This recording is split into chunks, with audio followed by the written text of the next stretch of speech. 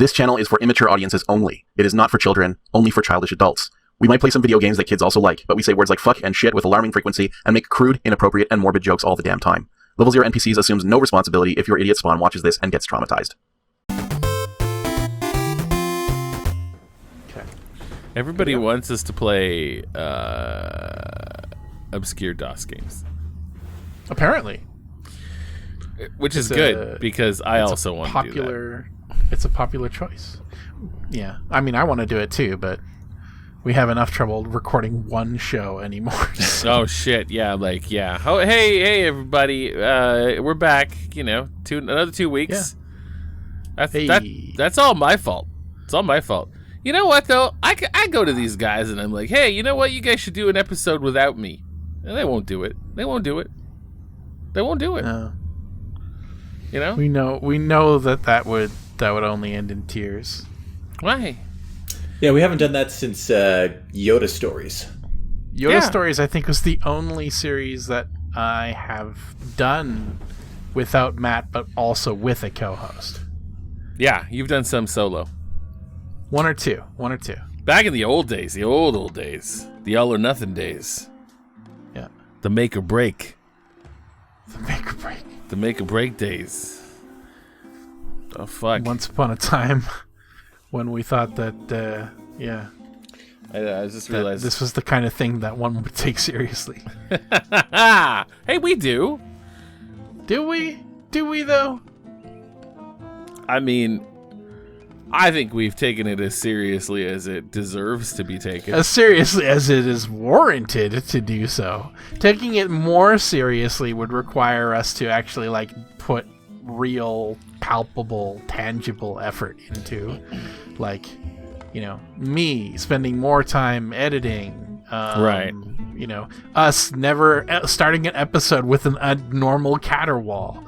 It's kind of like that Heritage moment ending, You're here, aren't you? Yeah, that's the thing. I think we are a great filter for people we don't want here. So, well, sure. We have decided to go the niche route, where the 30 or 40 of you that watch the show, y'all are very very patient and very loyal, and we do appreciate that. You mean a lot to us. Yeah. Yeah. You're our niche. We have chosen you. You have chosen us. Chosen. I like choosing. Sure. We the chosen.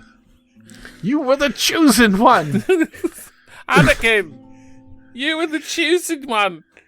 Anakin, you were the chosen one. Anakin, I have the high ground.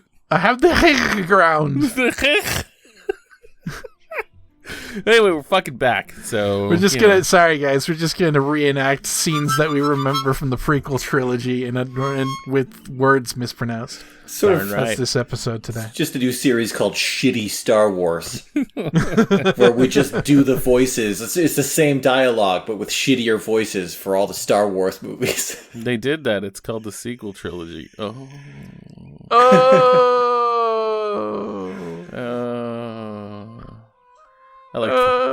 guys watch Obi-Wan yet? Yeah, it's Disney? great. Not yet. I don't have Disney Plus, so I haven't seen any of the new Star Wars series. Disney Plus. I liked it. Disney Plus.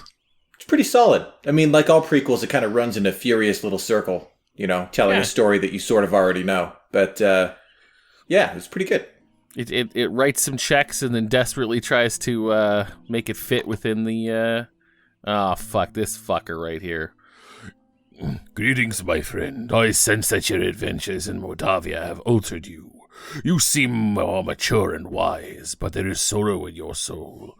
The price for being a hero is sometimes costly. Take some time to relax and enjoy yourself in Silmaria. I do not believe there will be any great disasters until after the rites of rulership begin. Once they do start, you will need all of your skills to determine the truth behind what goes on here. A little late for that. That reminds me, you left a few things behind when you were summoned away from us in Tarna. I have brought the The paladin sword that I gave you when I took my oath as a paladin! However, I sense you have another paladin sword, the equal of Soulforge. If you do not object, I will keep Soulforge. I may have need of it in Silmaria. I may decide to get up off my ass for once. No, it's not going to happen. I might need it to reach across the room and get myself a bagel. Or if I'm out of toilet paper, I can use it to reach a new roll of toilet paper from the closet that's slightly out of reach of the toilet. Yeah, because I use toilet paper. Facts. And toilets. And toilets. What would a centaur or lion tor or just sort of general tor shape toilet be? Would it just be a urinal that they kind of back onto, or? I think it'd be like, when you see a big dog trained to use a toilet, they just kind of sit their haunches on it and look miserable. Yeah. Although we never really did, figure out with certainty which of his two available groins he keeps his junk at. I mean, either way, he's just hanging in the wind right now. Well, he's one groin, one of his crotches is completely, you can see, and it's more of a chest. He's got two chests, one groin, I think, one crotch. Yeah, he has what would be a groin for a proper humanoid. But he definitely has double chests. Yeah. Yeah, two chests, one groin. That's probably the way it's going to go. But, I mean, who knows? The rules seem random to me for Tor folk. You want boobs in a Tor? That's how you get boobs in a Tor, You need two chests. Or just one. That's true. The humanoid chest. 8 nipples. 8 nipples, yeah! 2 in the front, 6 on the bottom. Rakesh hands you your kata pin, a gift from the cat people of Shapier, symbolizing their friendship. Friendship? All right. Are we going to talk to this motherfucker? I think Rakesh may have forgotten that the rites of rulership have already begun. He's an idiot.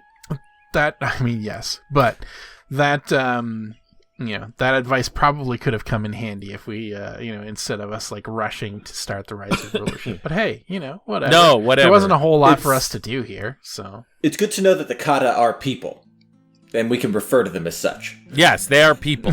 Yeah. Yeah. They're not centaurs beasts. Are a bit touchy about it. Yeah. They're not beasts like centaurs. So I think it's got to do with the number of legs. 2 legs, people. 4 legs, beast. Makes sense. I'm starting to see the pattern. Creature. I am honored to see you again, my dear friend. Good. I'm glad. Let's ask about him. Hey, how you been doing, man? I was summoned here by my son Chakra, who has made this island his home. We are a long way from Tarna. My life mate Krisha will be pleased to learn that you are well, and now in Silmaria. Yeah. I respect the fact that, being a new game and possibly someone's first entry into the series, that they have to do a little bit of exposition. But it just sounds weird when, we were pretty close to her. If you were a mage, she taught you how to cast the mage's staff spell and, do that whole ritual thing. Yeah, if we were a lion tour, she definitely would have left Rakesh for us. 100%. Hundo P watch. Not even a little bit into humans though. Not even a smidge. No. Let's move on to Tarna. Tarna is enjoying the peace you brought to our land. Your friends Yesufu and Jahari are married now, and Ahura's child grows strong and proud like his mother. You are missed there. It's been 2 weeks? No, man, we were in there for a year. Just the teleportation process takes a very long time. Yeah. It's slower than walking. It transports your cells at the speed of light, but it also transports them individually. So, hey, Rakesh, how's Krisha doing, huh? Krisha has a new apprentice, and she's instructing in the magical arts, or she would have joined us here. She says there's a strong magic surrounding this island. I suggest you speak with Chakra about that. Whoa. What's your deal with Chakra? Well, it's because he just always emerges fully nude from the back room without even the dignity of the Winnie the Pooh. He doesn't even Donald Duck it up for us. He just comes out just fully nude. I mean, I guess if you're a lion tour, hanging hog is pretty normal, so. That's true. Yeah. Chakra has his own magic shop in the town square. And I am staying with him there. It has been a while since I had last seen him, and he has grown physically very much. Physically. Not mentally. Mentally, he's actually gone in the opposite direction. He is what we call a slacker. And that means something coming from me. Chakra is lazy even by Rakish's generous standards. Lion tours conserve energy much in the same way as real lions, which is to say, especially the males of the species. If they can be lying down and napping, that's what they're doing. Their choice. Mm-hmm. Yep. They're absolutely human intelligence, but still slaves to the awful calculus of hunger. Tell us about paladinhood, Rakish. There are too few paladins in this world, my friend. The path of selfless goodness is fucked. Hold in your heart the truths for which we stand. We bring peace where there is war. We must show mercy to our defeated enemies. We fight for justice rather than revenge. Justice. Justice and revenge.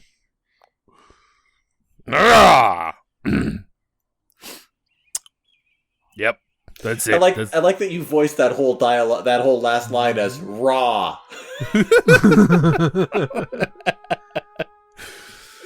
Lion Tor is a much more efficient language than whatever we're speaking. Oh, absolutely.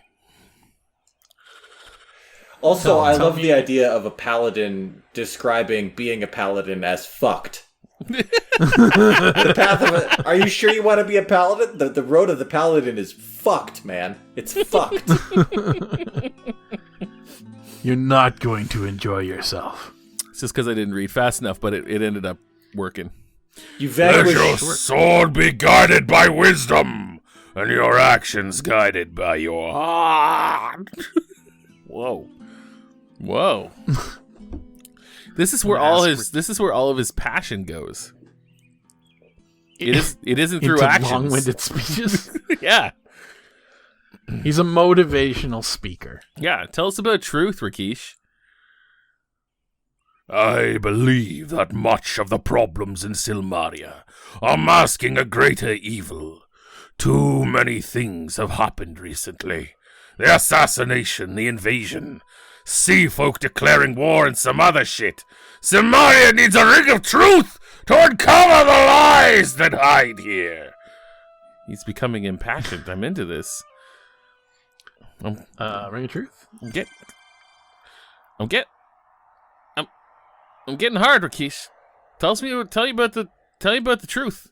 Tell me the ring of truth. He's been telling us about it. Oh, I can't. Oh no, I can't read it. The screen is frozen. Everybody, bail out! Bail! Pull the fucking ripcord. Oh, I see. Matt has not been seeing what Luke and I are seeing. No. Here's what I'm gonna do. Watch this, guys. You're gonna feel this live. I'm gonna leave the call, and then I'm gonna rejoin the call. Oh, this is gonna be good. And I'm gonna still keep recording. I was gonna edit this out with the please stand by screen, but I think we're just gonna do this. Yeah. I'm gonna end the call. Yep. And then you're gonna end the whole call. Me. Oh, this is gonna be great. You guys still can't. I'm gonna rejoin the call. You like this, Let's folks? Go. This is how the sausage is made. Okay. We're not even attempting to obfuscate our process. No, this is great. All right. Oh, here we go. I fear that Silmaria will need this ring to banish the falsehoods. There was a whole lot of stuff he said prior to that. Whatever. Go ahead. It's a physical object. It's a literal ring. It's a magic ring. It's gonna, banish falsehoods. Yeah, I'm just gonna click it again. The Ring of Truth is a magical device that only a paladin can make, or so I've been told. I have never had one myself. I know it from the paladin who first gave me this sword and set me upon the path of righteousness, and it's a rumor, really, more than anything. But a Ring of Truth is made from the ring of a true king. It must be forged in the blood of a dragon, and consecrated in the blood of a paladin. Lastly, it must be tempered by the waters of binding. Who knows what that even means? I don't... Anyway, when these things have been completed, then a Ring of Truth shall be made. When a lie is spoken in its presence, it will kill you. By this you can prove the guilt of anyone who deceive you. So I fear that Silmaria will need this ring to banish falsehoods. It's definitely one of those inventions that was created by accident, the first one, like the slinky. Like you got a paladin, you got a dragon, you got a paladin. You're gonna get some dragon blood and some paladin blood going there, and that's how you get rings of truth. In the scuffle. I guess how does the water of binding is just a little thing of gorilla glue. That's all it is. Or if waters of binding occur out there in the wild, then eventually a paladin's gonna be fighting a dragon near one. Near such a spring or whatever. Given infinite time, infinite paladins, and infinite dragons, yeah. Yeah. Given spherical chickens in a vacuum. All right, let's find out more about invasion. Okay. The island of Marit has been invaded by an army of Hesperian mercenaries. Silmaria has no army, and while the city is well defended, the island was not. If you travel beyond the city gates, you may encounter those fierce warriors. They're known as Romans? It's weird, eh? From the mythical land of Rome. From Rome.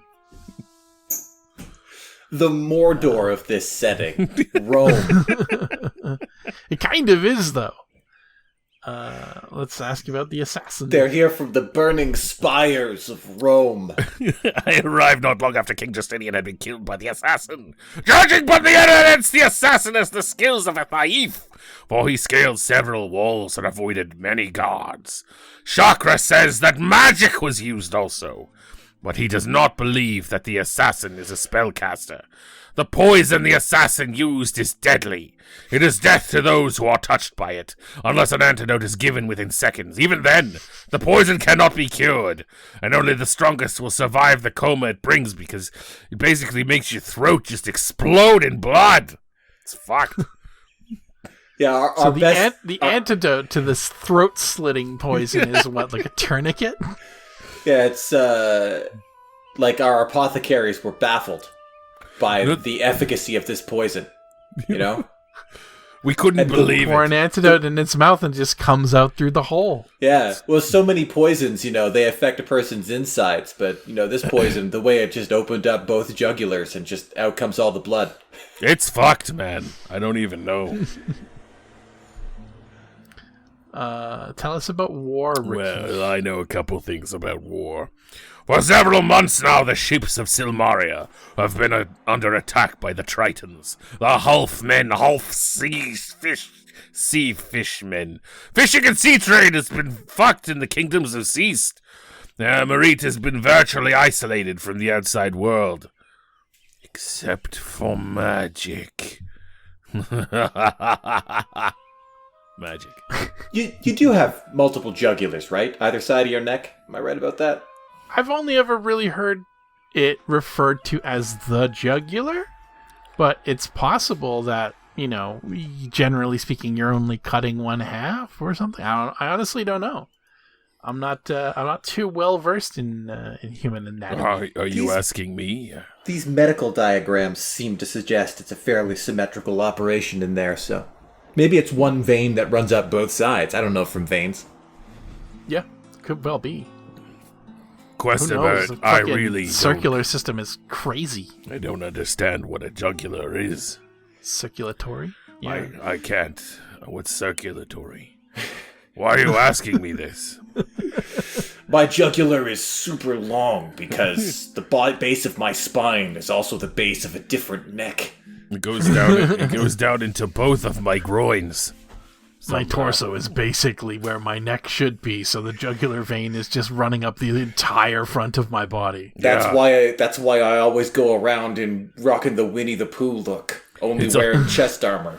It also makes my circulatory system fucked, which is why I need to sleep all the time. Sorry. I wonder if his human torso is just one gigantic esophagus. Oh, not into that.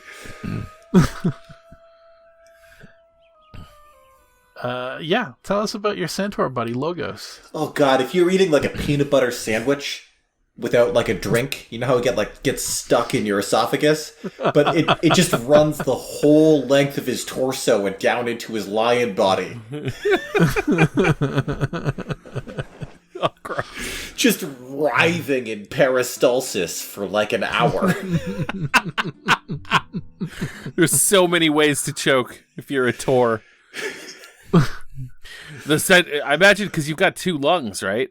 Like, oh god, yeah, if the lungs are in the lion body, the windpipe is so long. Oh yeah. The sleep apnea has to be an enormous problem if that's the case. It's like you punch him in the stomach, like in what you assume are his abs, and his windpipe collapses and he dies. Like sleeping anywhere but like with your body at a very specific angle is going to cut off oxygen. Also, like with a windpipe that long, would his voice sound like a didgeridoo? Or very squeaky, possibly. Oh yeah, maybe. Like when you stretch out the neck of a balloon. Yeah. Yeah, the length is too long, so by the time the air comes out, the words he's formed are gone. It's all squeaky and raspy. So he's like moving his mouth, but then it just comes out like...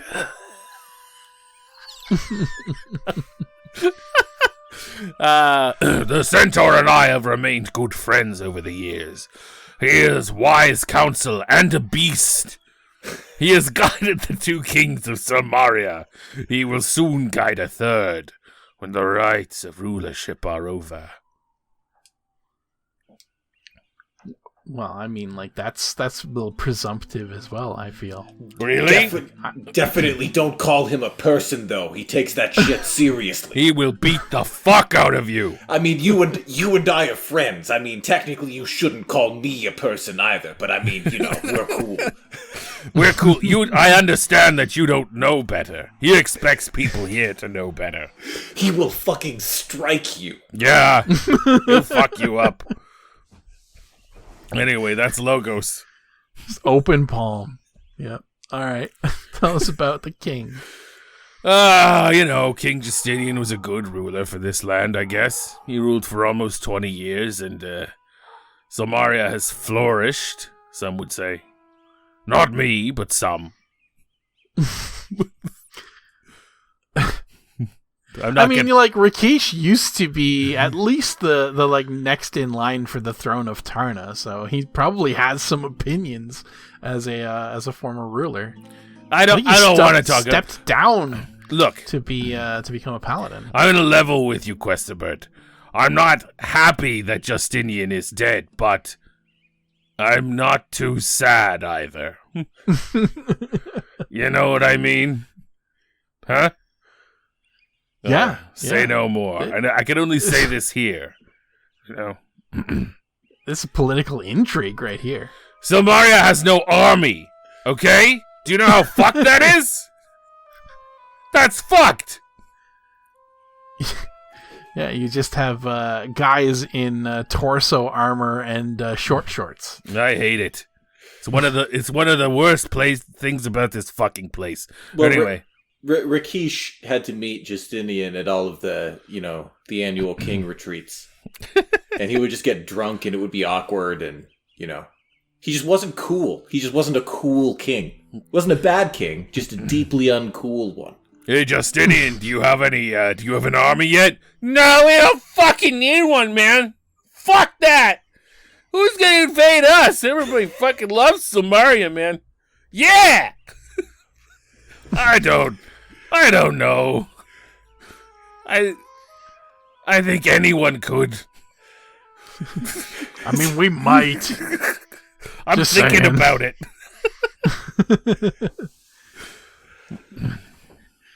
I've been casing this joint for like a week. Whatever, man. You don't fucking know, man. I'm a king, man.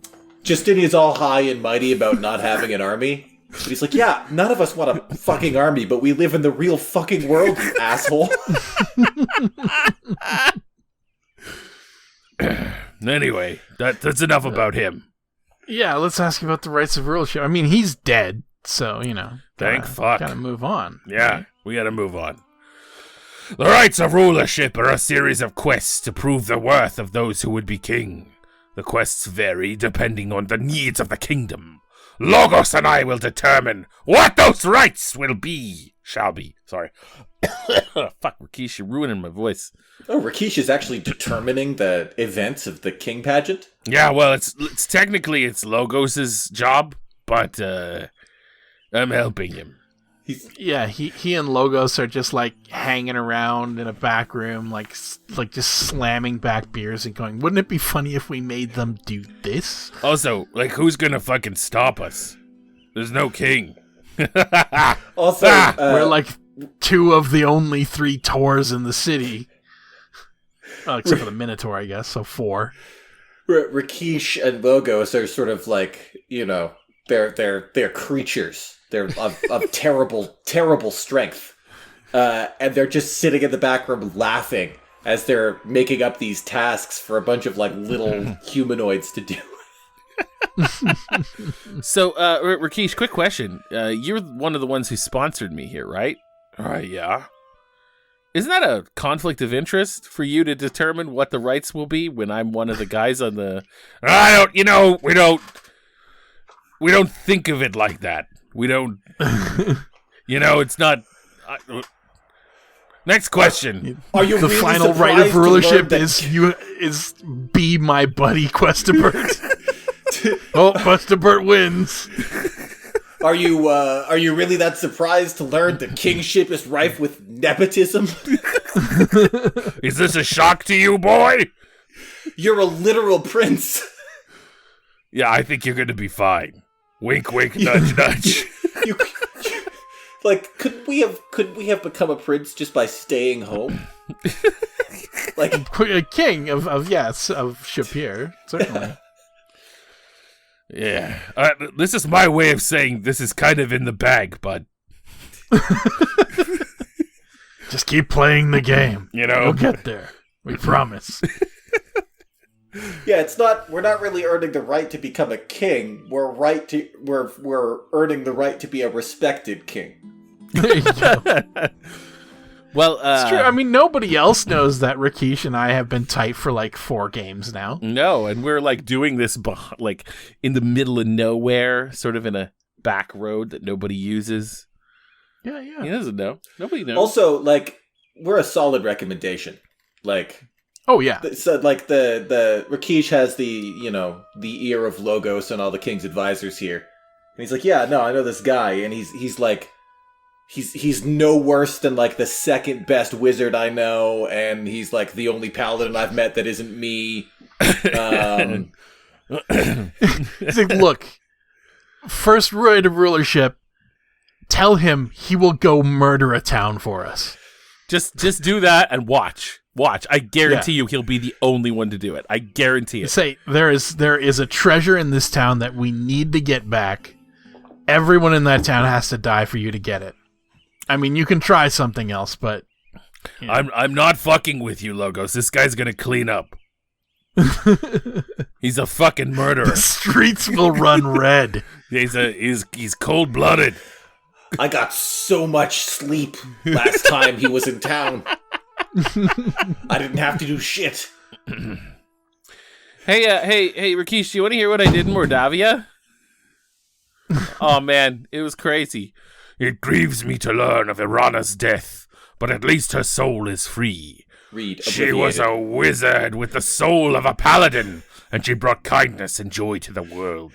It was good that you were there to give her peace. Was I? Yes! Yeah. I mean, I was there. I don't know that I really did much to give her peace. Well, read really Oblivion. what happened Oblivion was Oblivion. yeah, I mean, we were inside the Dark One sort of sub-dimension or whatever, his little pocket dimension there, and I'm pretty sure Arana was summoned by Adavis missing us with a firebolt and cracking the sort of larva egg chrysalis thing she was inside. Mm-hmm. But, hey, whatever, right? And then, right? and like, then she went to in we had her peace. staff. Yeah. She went in peace to Oblivion. She obliviated in peace. Yeah. All right. Bye, Rakesh. Oh, okay. So if you decide to pursue the truth, speak to Logos about the King's Ring. You should be able to get into the Hall of Kings by telling the guards that I sent you. Again, you've got this in the bag, motherfucker. Just use my name. All the time. Just name drop me. It'll be fine. I'm kind of a big deal here. It would be awful to fight a lion Tor because I'm sure it would. Because he's got person arms to hold a weapon in, and then he's got like 4 lion paws, which is like to just collapse you with. Yes. Yeah, he'll just slash you to bits with his claws. Like he could be just like lazily. His whole upper body could just be idling while the lion half of him rips people apart. We got. Okay, we're gonna talk to the guard. Well, no, we'll end the episode here. Okay, well, you went. Hey, so do we have any questions for Glory? I don't even know. I don't know. I haven't checked. I'm gonna check right now. I'm gonna go.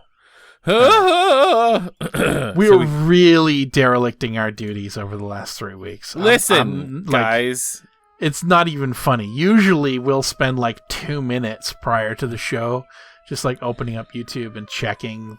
I read all the any messages recently. I read all the comments, but I don't Yeah. necessarily parse those into questions for Glory and not.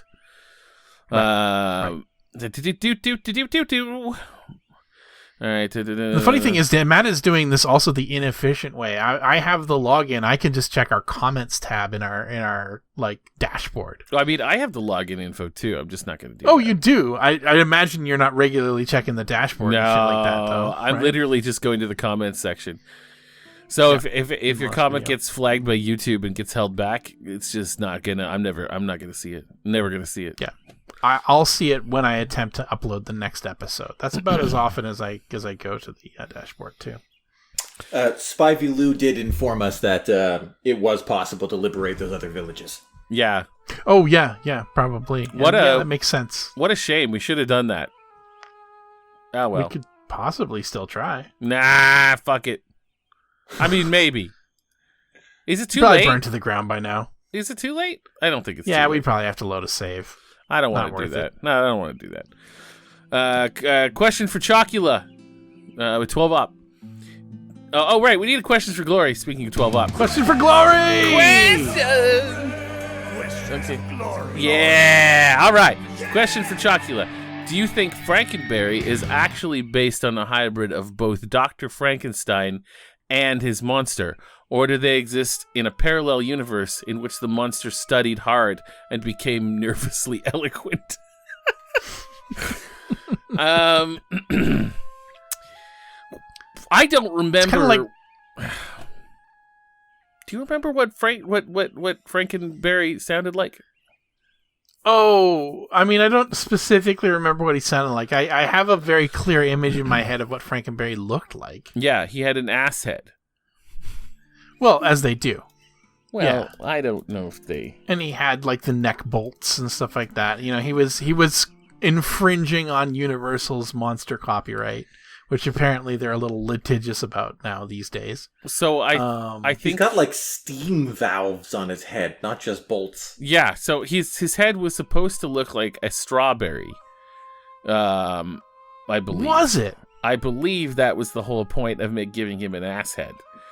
But or at least a berry of some kind. Right. And they changed that in the years later. Now he just has a flat head. Yeah. Because it's one of the assiest heads of all time. Yeah, it is. It is definitely cleft. One of the greatest ass heads ever created. Yeah. And we do not say that lightly with the existence of the Ferengi. Or There's more of a scrotum head, but you know. Or is there there's an ass head in Pink Floyd The Wall too, I believe. Like an actual literal ass head, probably, I think. I don't know. It's been years. In plenty of like pictures from Monty Python as well, most likely. But yeah. But yeah, you know, here's the thing. You know, in the serial cinematic universe, I don't think which we haven't talked about recently. I don't think it's addressed. I think he's definitely the monster, almost completely. He has no trappings of a scientist at all. He's just kind of a big dumb monster. And Frankenberry, very cheerful, very kind of dumb looking. I think he's because he's got that one tooth on the bottom of his jaw. Occasionally, they did add that later. They added a tooth on the bottom of his jaw. There's this weird thing where like the early versions of Frankenberry don't have a tooth, and then like the new one has a tooth. And then there's like this weird hybrid where he's got the ass head and the tooth. Fill in the butt, add a tooth, remove the tooth, keep the head flat, add the butt, keep the tooth. Yeah. It would be impressive to Frankenstein yourself, to be a mad scientist who brings your own dead body back to life. That's some fucking Herbert West reanimator shit. Yeah, there's definitely some there's some actually contingency shit there. Does Herbert West himself end up he gets torn apart does he get brought back from the dead as well? I think it just ends with him getting just rended. Yeah, it was kind of implied that the dead had like they'd stolen his formulae so they could bring other dead back to life, kind of thing. Yeah, yeah. I don't know. Lovecraft's works generally kind of ended right before anything climactic happened. I like reading them, don't get me wrong, but it's usually like, and there were black people and it was scary. Yeah, well, often the reveal is like, it's what you thought it was. Like, it'll be an alien. But the aliens were exploring these ancient ruins, but it turns out the aliens are still alive. And I was like, yeah, why else would this be a fucking story? Of course they are. Like, is that the reveal that they're still there? Like, because that's why I assumed we were exploring this scary ruins, that there was going to be some alien shit in there. What were you expecting? They just go home? The end. Have you guys ever tried Fruit Brute or Yummy Mummy? No, I haven't had any of the cereals out of that sort of pantheon of cereal demigods. Even in the 80s? Oh no, yeah, no. And my brother was allergic one? to the food coloring in most of those. That explains it. So we didn't even have Fruit Loops at home, generally speaking. Jeez. I had it as a kid a few times, but no, I mean Count Chocula was huge. Like, I think it's fucked that the rest of them are all just variations of fruits and berries, though. I mean, I guess what else would they do? I'm not surprised. Yeah, like, I mean, it's chocolate or fruit, especially back in the 80s. How come they just didn't make like a Cinna-mummy? That would have been way better. That's a great idea. Cinna-mummy I don't know if solid. cinnamon flavored like cereal and stuff like that was really even that much of a thing until Cinnamon Toast Crunch came around, and I'm pretty sure that was like a coup when it happened. Yeah, you just fucking rip it off, man. I was talking to Matt the other day about how McDonald's really shot itself in the foot when they went with sort of special sauce, Big Mac sauce, in lieu of other condiments, because they could have called Mayor McCheese Mayonnaise. Mayonnaise. Love it. Yeah. All right. More questions for Glory next time, but we're out of time. Yeah, we got a couple more. Give us your best. Otherwise, I would have been lying. Give us your best Cinna-mummy, your best mayonnaise. I want to know your food mascot idea. What's your killer pun? I want fan art Oh, fuck. Of Cinna-mummy. You have the style already put in front of you. You are play the role of a serial executive, or a serial drone pitching to executive, Cinna-mummy, in the same vein as or pitch another one. Your artistic integrity is going to want to make it cool, but don't make it too cool. It's a serial mascot. It should be a little shitty.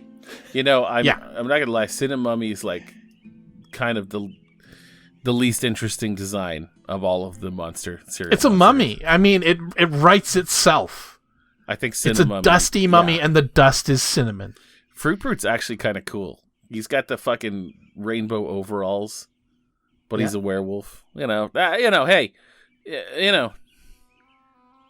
I'll do some fan art for Cinna-mummy at least. Nice. That will replace either this episode's image or a future episode's image. Yeah, let's go for future. Although who knows? Who knows? Yeah, depends on how motivated Matt is. Yeah, I'm not very motivated these days. I as I mentioned last episode, I'm still pretty laid off. I'm pretty unemployed right now, and it's great.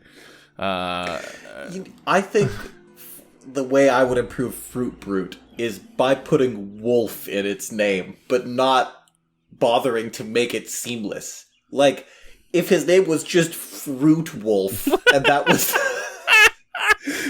just fruit in the smaller font, and then wolf in big letters to cover the entire box in 4. I'd be intrigued. Fruit Wolf. Fruit Wolf would be awesome. But no, they couldn't do it. Fuck it. Anyway, we're going to end this episode, finally. Yep. Give us your shit. Bye, everybody. Yeah,